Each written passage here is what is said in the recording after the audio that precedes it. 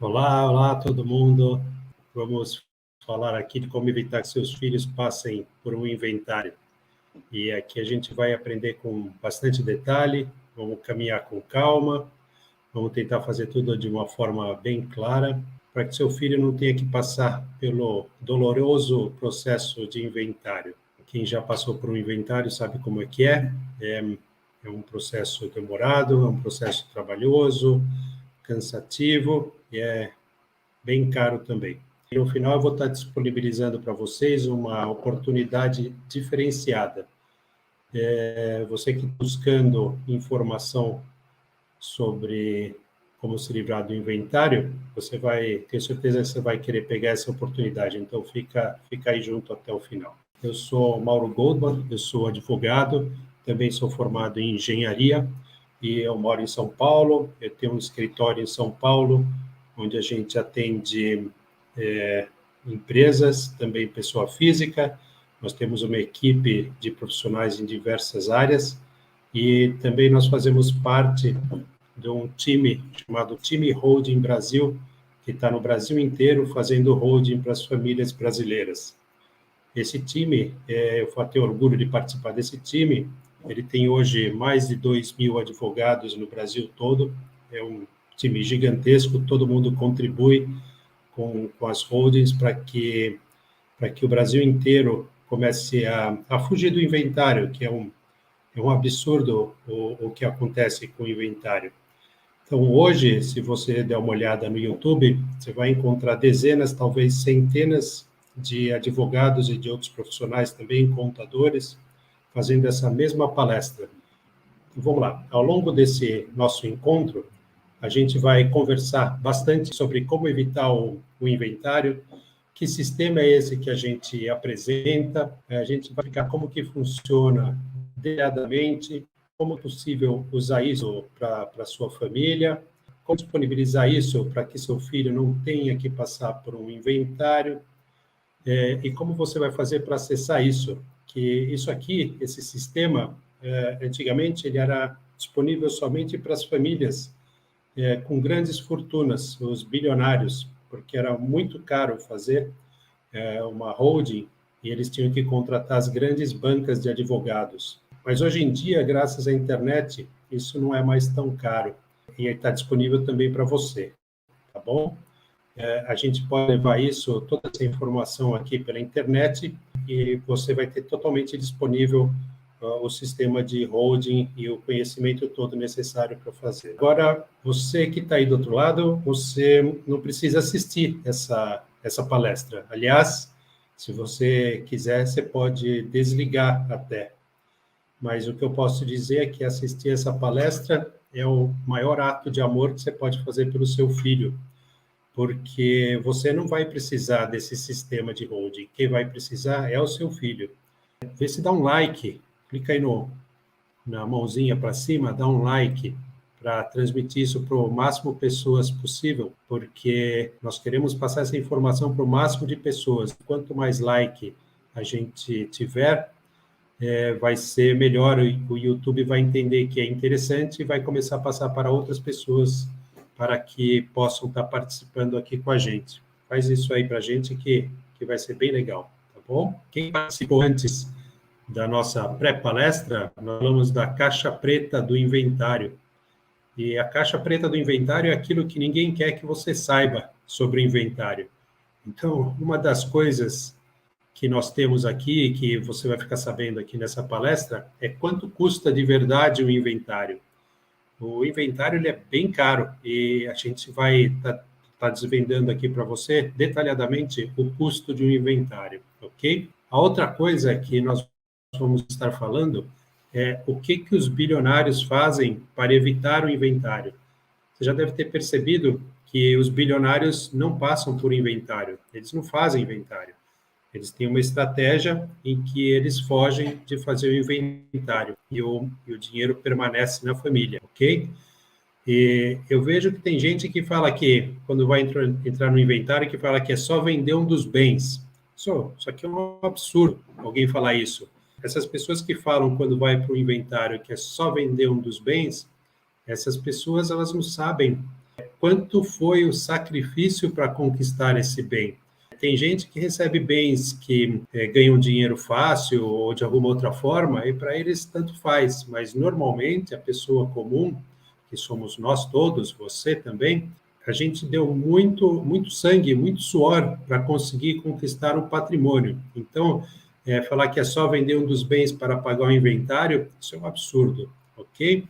E a outra coisa que a gente aqui é quem ganha com o inventário. Muita gente ganha muito dinheiro com o inventário. O Estado ganha, os cartórios ganham, advogados ganham. Então, a gente vai estar falando sobre isso também. A gente vai desvendar toda a caixa preta do inventário. E é interessante que vocês saibam que ninguém sabe muito sobre isso, porque na faculdade de Direito, a matéria de inventário ela é dada no final do curso, quando as pessoas já estão preocupadas com tirar a OAB, com conseguir um emprego. Então, eles não dão muita atenção para essa matéria de inventário. E, além disso, a parte tributária não é dada junto. Então, as pessoas que não fazem a ligação entre o inventário e a parte tributária, ninguém fala para você, para o advogado, quanto custa. Portanto, o advogado também não fala para você quanto que vai custar o inventário, ok? Vamos seguir aqui. Agora eu vou apresentando para vocês aqui um conteúdo. A regra aqui no Brasil, a regra é a seguinte: quem tem filhos e bens, quando morre, os filhos precisam passar pelo inventário. Então, se você tem bens, quando você vier a falecer, para que seus filhos tenham acesso ao que pertence a eles, que é esse patrimônio, eles vão ter que passar pelo inventário. Não tem como fugir disso. Essa é a regra aqui no Brasil, ok? Normalmente, o que acontece? As pessoas chegam no escritório da gente aqui, no escritório de advocacia, e já chegam para fazer um inventário. E isso aqui é um absurdo, porque ninguém se prepara, a gente vê o sofrimento que é na família ter que fazer um inventário, os filhos terem que pagar todos os valores têm que ser pagos à vista, é bem complicado, ok? Mas a boa notícia é que tem como evitar que seus filhos sejam enquadrados nessa regra. Então, existe uma forma que a gente vai estar explicando para vocês de como evitar o inventário. Então, vamos lá. Tem como evitar o inventário. E como se faz isso? Realizando uma mudança de paradigma na sua vida. Então, vamos lá. Quem não tem vida eterna não tem que ter bens. O que significa isso? O ideal é que os bens sejam colocados em uma empresa, porque a empresa ela tem vida eterna. A empresa não falece. Então, o ideal é que o inventário seja colocado em uma empresa. Vamos lá, vamos continuar aqui. Como que se faz isso? Aqui eu já falei, né? Por meio de uma empresa. E essa empresa, o que ela faz? Ela não faz absolutamente nada. Você não vai produzir nada nessa empresa. Essa empresa não bate prego, não aperta parafuso, não faz roupa, essa empresa não faz nada, ela não aluga imóvel, ela não faz absolutamente nada. É uma empresa que fica parada. A única função dela é proteger do inventário, ok? Como que é isso? Imagina essa pessoa, ela tem um imóvel, e quando a gente abre a empresa, a gente tem essa empresa, a gente chama ela de empresa cofre, ok? A gente chama ela, na verdade, de célula cofre. Essa pessoa aqui, que tem o imóvel, ela transfere o imóvel para o cofre. E nessa célula cofre, essa pessoa, ela que vai ter a chave do cofre, ela que vai comandar o cofre. E o patrimônio vai ficar protegido aqui. Então, essa pessoa não vai ter mais esse patrimônio. Quem vai ter o patrimônio é a empresa, é o cofre. Então, o cofre agora, ele se torna dono da empresa. E essa pessoa, ela sim, que ela vai controlar o cofre, ela vai ter a chave do cofre e ela que vai administrar essa empresa que é o cofre, que é o dono dos imóveis agora. E essa pessoa, ela vai passar, a chave do cofre vai ser passada para os filhos, mas só de uma forma virtual, porque a pessoa ela vai continuar tendo a administração, ou seja, o pai vai continuar administrando todo o patrimônio. E os filhos vão ter essa empresa virtualmente, vai ser uma coisa virtual. Quando vier o falecimento, o que vai acontecer? Imediatamente, acionado um gatilho, e esse gatilho ele faz com que os filhos administrem a empresa. Isso é imediatamente. Então, não passa por um inventário. Então, ao invés de receber uma herança, o seu filho é rebaixado social se você não souber o que eu tenho para te mostrar hoje aqui, ou seja, esse sistema que a gente está conversando. Então, vamos imaginar essa família, Júlio, Rosana e Rafael. Júlio e Rosana são marido e esposa, e o Rafael é o filho. Quando eles vierem a faltar, o que vai acontecer? O Rafael vai ter que fazer um inventário. Imagina que eles tenham somente um bem, que é um imóvel, e o Rafael vai ter que fazer o inventário. E o Rafael vai ter que pagar por esse inventário. E como que ele vai pagar pelo inventário se ele só tem um imóvel? Imagine que todos eles moravam no mesmo imóvel. Como é que ele vai fazer? Então, é isso aqui que vai acontecer. É o inventário daquele imóvel. Vou passar para vocês alguns números no inventário. Porque esses números aqui eles são reais para uma família aqui, uma suposta família. Então, vamos lá. Falar que esse imóvel ele foi comprado já tem uns 20 anos. E ele foi comprado por R$250 mil. E hoje ele está valendo R$1.150.000. Vamos ver os números do inventário. As despesas com inventário. De imposto, vai pagar R$80.500. De advogado, vai pagar honorários também de 7%, mais ou menos, também R$80.500.000. Honorários de advogado em cada cidade, em cada estado, tem um valor. Alguns lugares são mais caros, outros lugares são mais baratos. Aqui no nosso escritório, por exemplo, seriam 10% de honorários. E se fosse um inventário com problemas judiciais, com alguma briga familiar, o valor subiria para 12%. O cartório vai pagar mais ou menos R$5.000. As certidões que têm que ser feitas vão mais R$3.000 mais ou menos. E além disso, vai o registro de imóveis, mais R$7.000. Então vamos para os números do inventário. O total do inventário, R$176.000. Essa é a soma daqueles valores, ou seja, 15% do patrimônio. Isso é muita coisa, é 15% do patrimônio que vai embora. Mas e se o Rafael, que é o filho, não tiver dinheiro para pagar esse inventário? O que vai ter que ser feito? Ele vai ter que vender um patrimônio. Ou seja, ele vai vender o imóvel. Quando ele for vender o imóvel, aquele imóvel que vale R$1.150.000, não se consegue mais vender ele por aquele valor. Ele vai ter um deságio de 20%. Porque quem vai ser o investidor, ele vai comprar o imóvel, ele não vai ainda colocar o nome dele, ele vai ter que esperar tempo até acabar o inventário para pegar esse imóvel para ele. Ele vai pagar um valor abaixo do que o valor de mercado. Esse valor vai de 20% a 30% a menos do que vale o imóvel. Então, vou colocando aqui 20%. Ou seja, o imóvel de R$1.150.000, ele vai ser vendido por R$920.000. Além disso, a gente tem que pensar que esse imóvel foi vendido e tem que pagar ganho de capital, porque ele teve lucro. E o ganho de capital é 15%. Então, vamos retomar as contas. Então, o imposto é de 7%, é o imposto do inventário, 80.500, honorário, 80.500, cartório, 5.000, certidões, 3.000, registro de imóveis, R$7.000, e o ganho de capital, R$100.500. Esse valor ele é calculado como? Seria aqueles 920.000 que foi vendido o imóvel, aqui, ó, que é o valor da venda, é o imóvel que foi vendido por R$920.000, menos os 250.000 que foram pagos. Em cima desse valor, se paga o ganho de capital de 15%, ok? Então, com o ganho de capital, pagamento do imposto por ganho de capital, imposto de renda, de 100.500, o total das contas do inventário, R$206.500. O valor da venda de R$920.000, menos os gastos de R$276.500. Saldo final, R$643.500. Perda patrimonial de R$506.500. Ou seja, a perda patrimonial do Rafael, quando fez o inventário, foi de 44%. Isso é um absurdo. Esse valor é um absurdo, uma coisa desse tamanho. Dá para você ver aqui como é caro um inventário. Você imagina, 44% do valor foi embora. E, além disso, o Rafael, ele vendeu a casa onde ele morava, e ele não tem onde morar.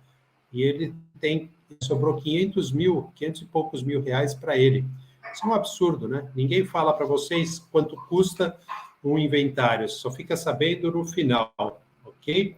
E aí agora a gente tem que saber como é que é a solução dos milionários. Primeiro a gente tem que trazer para vocês o problema, para vocês saberem o problema que vocês têm, para que vocês saibam qual que é a solução. Então a gente está mostrando para vocês o problema. Tá bom? Então, o problema já foi mostrado. Vamos seguir aqui. Então, a regra é, que eu já falei para vocês, quem tem filhos e bens, quando morrem, os filhos precisam fazer o inventário. Vamos seguir aqui, que a gente já falou. A boa notícia é que tem como evitar que seus filhos sejam enquadrados nessa regra do inventário. Como evitar o inventário? Fazendo aquela empresa, mudança de paradigma na sua vida. Quem não tem vida eterna, não tem que ter bens. E como faz isso? Uma empresa que não faz nada. O pai, que é dono do imóvel, ele coloca o imóvel no cofre, que é uma empresa. E daí, esse cofre, que é a empresa, ele se torna dono do imóvel. E o pai é aquele que tem o poder sobre o cofre. O pai faz uma doação dessa empresa para os filhos, e os filhos passam a ser donos dessa empresa, mas só virtualmente. Na verdade, eles não são donos, eles só estão no papel como donos. O pai continua tendo todo o poder e fazendo todas a administração do patrimônio que está no cofre. Ou seja, e daí quando tem o falecimento do pai, imediatamente é acionado um gatilho e os filhos se tornam os donos do cofre, e eles passam a ter a administração do cofre, eles passam a administrar o cofre. Então, é um sistema com uma economia tributária absurda. Eu vou mostrar para vocês aqui, para vocês compararem. Lembra do inventário? Está aqui, ó, imposto, os honorários de advogados, cartórios, certidões, registro de imóveis, total de gastos, 276.500. No sistema de holding, num sistema simples de holding, que seria o sistema dessa família, que é o mais simplesinho, a gente pagaria só imposto de 4% sobre os 250 mil reais, que seria o valor de aquisição do patrimônio, ou seja, 10 mil reais. O valor acordado que a gente fala aqui seria os valores de honorários advocatícios, nesse caso dessa família. Os honorários advocatícios de 25 mil reais no caso dessa família. Cartório? Não tem cartório. Certidões? Não tem. Registro de imóveis? Tem, mas é sobre 250 mil reais, ou seja, 3 mil reais. Ganho de capitais? Capital? Não tem, é zero. Não precisa vender patrimônio nenhum. O filho continua morando naquele imóvel, inclusive. Ou seja, o total de gastos de 38 mil contra os 276.500 que custa fazer um inventário. E esse é o sistema mais simples de holding. A holding pode ser feita com uma célula, com 2 células, com 3, ou com tantas células quantas necessárias, a depender da complexidade do patrimônio da família. Ou seja, quanto mais complexo o patrimônio da família, mais complexo o sistema de holding que a gente vai fazer. Então, a dívida financeira é de R$ 238.500. Acredito que isso vale muito, muito a pena. Quem tem filhos e ama os filhos não quer que o filho passe por um inventário, quer que ele tenha essa economia toda, né? 86% nesse caso de economia. Principal diferença, perda patrimonial zero. O sistema cabe no seu bolso. O tema que é esse? Vamos lá. É mágica? Não. É um esquema? Não. É uma tese? Não. Vamos falar um pouquinho sobre isso. O que acontece aí com o inventário? Aqui no Brasil, a gente tem que quebrar um paradigma. Aqui no Brasil, nós culturalmente compramos imóvel para juntar patrimônio. Isso é uma herança cultural dos portugueses. Seria ótimo se a gente importasse tudo deles, essa herança cultural e também o sistema de impostos. Entretanto, a gente só importou a herança cultural de comprar imóveis. Eles não pagam impostos na herança em Portugal. Aqui no Brasil, a forma que se passa a herança de pai para filho veio de Portugal, mas aqui a gente importou a cultura da transferência de imóveis para os filhos, da compra de imóveis, e só que nós não importamos a cultura da lei. Criamos uma lei nova baseada em outros sistemas de lei de outros países. Você imagina, os portugueses, quando chegaram aqui, era tudo, a coisa hereditária, realmente, era passagem de pais para os filhos.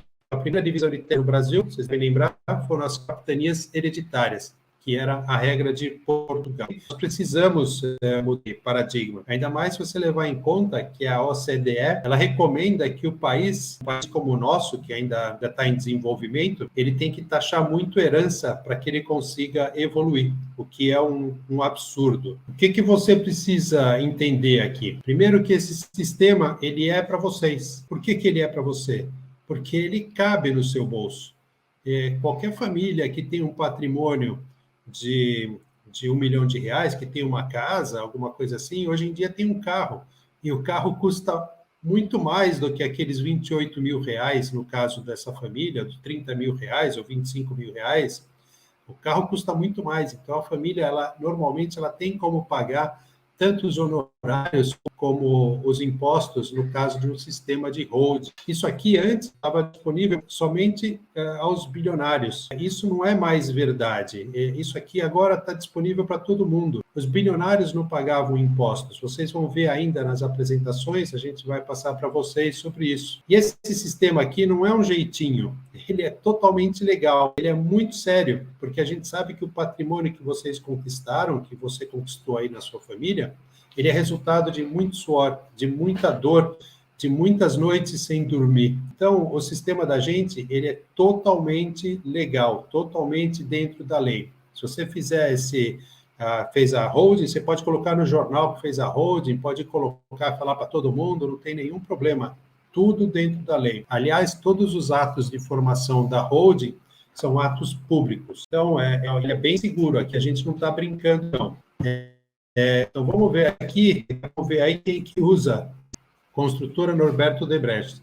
Se ele não tiver, tinha um patrimônio, quando faleceu, de 14 bilhões de reais.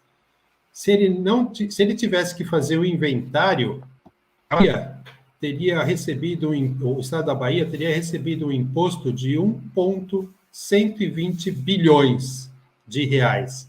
Mas não, ele tinha o sistema de holding na família, não foi feito inventário. Antônio Hermílio de Moraes, aqui em Paulo, Grupo Votorantim, patrimônio de 15,5 bilhões de reais. Se ele tivesse que fazer o inventário, o imposto seria de 1,240 bilhões de reais. É muito dinheiro, mas, claro, também não teve que fazer o inventário, porque também a família tinha um sistema de holding. Esse aqui, Roberto Marinho, esse todo mundo conhece. Grupo Globo, 30 bilhões de reais o patrimônio deles. E quanto que teria que pagar lá no Rio de Janeiro, para o estado do Rio de Janeiro, se tivesse que fazer o inventário? 2,4 bilhões de reais. Mas também não teve que fazer. E por quê? Também tinha um sistema de holding familiar. E não são só eles. Roberto Civita, Grupo Abril, Moisés Safra, Samuel Klein, Casas Bahia, Dirce Camargo, da Camargo Correia, Cotemina, José de Alencar, Edmundo Safra, todos eles com holding familiares. Se você pegar a revista Forbes, pode ter certeza, a maioria deles tem holdings familiares para não ter que pagar os impostos. E o que fazer aqui diante do risco? Na verdade, a gente até riscou o risco, porque é da certeza do imposto sobre a herança aumentar. Vamos falar do aumento aqui do imposto, que é o imposto do inventário. Existe uma proposta no CONFAS, para quem não sabe, o CONFAS é o Conselho Nacional de Administração Fazendária. Todos os estados vão lá, junto com o ministro da Fazenda, e fazem reuniões sobre impostos estaduais, ok?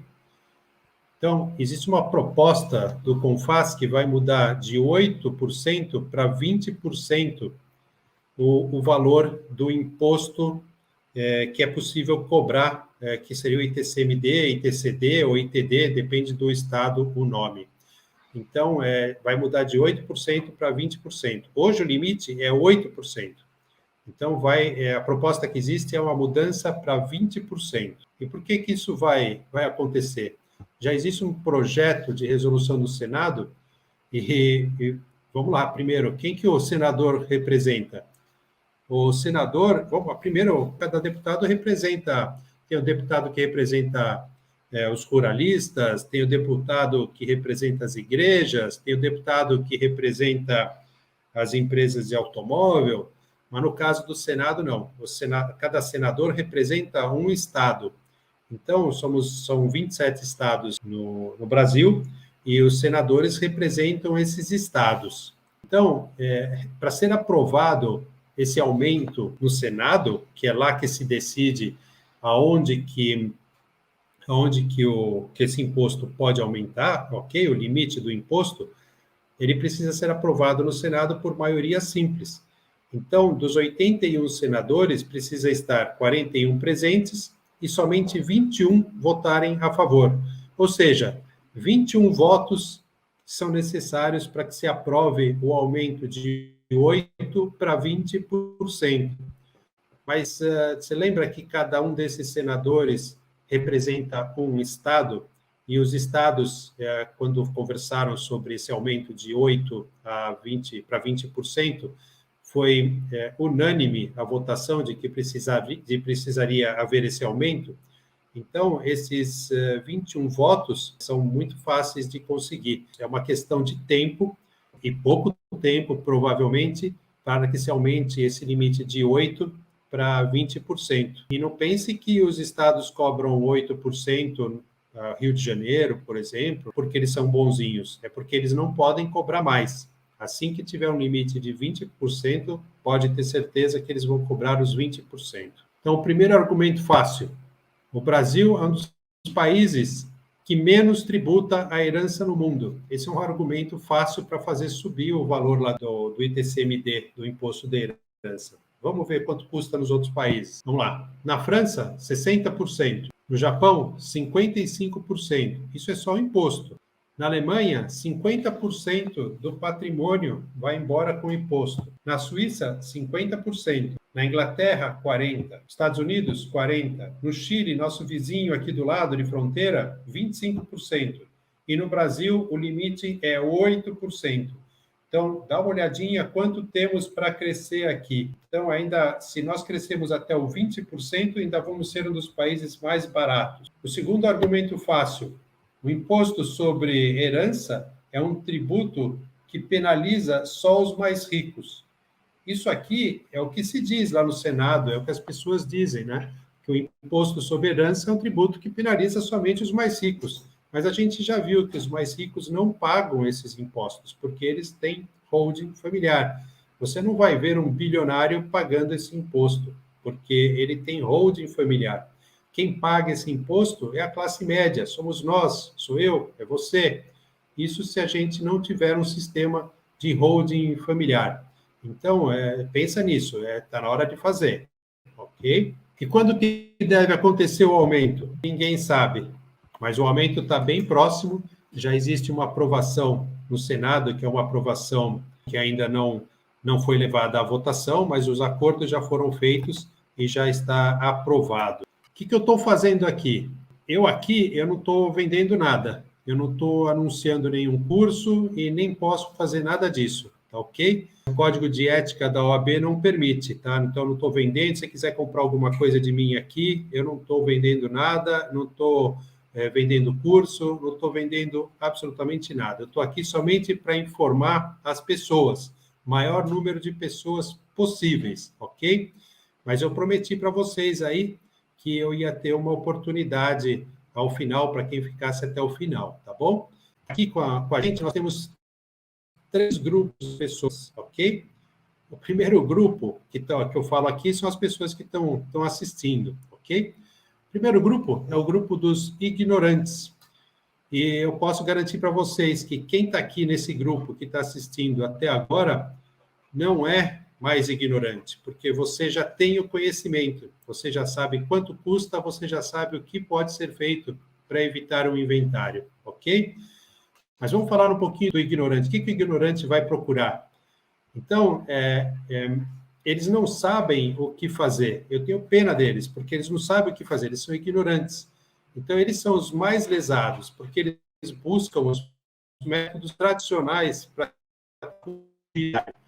O método desses é fazer uma doação, o que é um absurdo, porque uma doação chega a custar o mesmo preço de um inventário. não dá para desistir de uma doação, não dá para voltar atrás. Se você faz uma doação para o seu filho e você precisa vender aquele patrimônio, você quer trocar aquele patrimônio por outro, não tem como, você vai precisar da assinatura dele. E não tem como voltar atrás. É um sisteminha que é ruim, ok? O sistema que a gente oferece, que é o sistema de holding familiar, dá para voltar atrás, dá para voltar todo o sistema e não fica nada com os filhos. E os pais podem movimentar todo o patrimônio. Disso, com relação à doação, existe o probleminha do genro e da nora. E eles sempre falam que tem uma boa intenção de proteger os filhos, que eles só querem proteger os filhos e muitas vezes os maridos, mas, na verdade, ao final, eles causam grandes problemas familiares quando existem as doações. Essa é a grande realidade, né? Todo mundo sabe disso, todo mundo já ouviu falar disso. A outra coisa que se faz é testamento. Então, o testamento, ele, em primeiro lugar, ele não evita brigas entre famílias, porque o testamento pode ser contestado judicialmente. Então, ele não evita nenhum tipo de briga. Muito pelo contrário, muitas vezes as pessoas que estão recebendo o patrimônio não ficam satisfeitas e vão buscar na justiça outros direitos que possam ter. Além disso, o testamento sempre tem que ser judicial e tem que ter um inventário. Então, ele não traz nenhuma economia. Além disso, existe um que é um absurdo, que tem gente que faz seguro de vida, e o seguro de vida para que os filhos possam pagar o inventário. Mas, olha só, você faz um seguro de vida para que esse dinheiro vá para os seus beneficiários, para os seus filhos, e não para o Estado. E não é para ir para o Estado esse dinheiro, para advogado, para cartório. Esse dinheiro é para os seus filhos, se você faz um seguro de vida. Então, o sistema de holding, eu acredito que seja o melhor sistema que tem, ok? Outro grupo que nós temos, o grupo dos procrastinadores. Esse aqui a gente acha que é o pior grupo que tem. Aliás, eu acho que é o pior grupo que tem. E por quê? Porque ele já tem a informação, ele já sabe como livrar o filho do problema e ele não faz, e ele não toma a decisão de fazer, de ir atrás do sistema de holding. Então, normalmente, essas pessoas é porque têm problemas familiares, eles não gostam dos filhos, porque não é possível, ok? E acredite, isso existe, existem pessoas que odeiam os filhos, e eu acho um absurdo, porque já tem a informação, sabe que vai custar caro, sabe que pode levar o filho para uma classe social mais baixa, sabe que pode ter brigas familiares dentro de um inventário, já sabe como solucionar o problema e não procura para resolver, porque é um procrastinador, sabe que pode ter um aumento de impostos também, né? E que o problema vai ficar mais sério ainda. E se tiver um aumento de impostos, ele não é somente para o inventário. O sistema de holding também custa um pouquinho mais caro para fazer, porque ele também paga imposto, apesar de pagar muito menos, ele paga imposto também. Mas eu tenho certeza que esse não é o seu caso, tá ok? E vamos lá, deixa um like de novo aí, se você puder, aí deixa para a gente, tá? É óbvio que você não é um procrastinador. E por que eu estou falando isso? Porque eu anunciei no comecinho da nossa palestra que era para ficar aqui somente aqueles que tinham amor pelos filhos. E se você está aqui até agora, é porque você tem amor pelos filhos e você quer resolver o problema deles, ok? Dos ignorantes, eu tenho pena. Dos procrastinadores, eu tenho raiva, porque eles sabem o problema, sabem a solução e eles vão deixar o problema para os filhos. Correm um risco horrível, inclusive com o aumento de impostos, conforme eu já falei. E também temos o grupo, que é o grupo mais legal, o grupo dos resolvedores. Os resolvedores são aqueles que pegaram a informação e ele vai fazer a holding. É aquele que já está pensando em pegar um telefone agora mesmo, ligar para um profissional hoje, amanhã mesmo, e já vai fazer, já vai atrás. E ele não vai esperar os impostos aumentarem, não vai esperar nada disso. Então, o que eu falo para vocês não fique no grupo dos procrastinadores, estejam no grupo dos resolvedores e façam isso para ontem, porque quanto antes fizer, mais proteção vai dar. Ninguém sabe o dia de amanhã. E vamos lá. Eu falei que eu ia criar uma oportunidade no começo da palestra. E aqui vai essa oportunidade. Como que funciona o serviço de holding familiar? Bom, o escritório aqui, claro, é um escritório que nós fazemos holding, é assim que a gente, uma das coisas que a gente tem, e a holding custa para fazer, é claro, ok? Só que nós não podemos vender nada aqui. Se você me pedir telefone, pedir qualquer coisa aqui no chat, nós não vamos passar, porque não estamos vendendo nem curso e nenhum tipo de serviço nesse momento aqui, ok? Não podemos, é antiético, o advogado não pode fazer a venda por essa via que estamos aqui, ok? Mas se você quiser fazer uma holding, como é que você faz? É só ir para um escritório qualquer e falar assim, eu quero fazer uma holding e começar a fazer?